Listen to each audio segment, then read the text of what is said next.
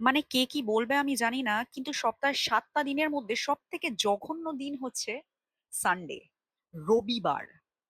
Sunday is not fun day guys, it is 80% Monday. রবিবার সকালে খালি যতক্ষণ ঘুম থেকে উঠছি না ততক্ষণই শান্তি। একবার উঠে গেলেই আমার মাথায় এটা বাজতে শুরু করে যে ইস কাল থেকে তো কাজ, কাল থেকে তো কাজ। এর মধ্যে আমি ফানটা করব কি করে? তাও সকাল দুপুর বেলা তো একটু ঠিক লাগে, দুপুরটা গড়ালেই আমার মানডে অলরেডি শুরু হয়ে গেছে। I am officially depressed.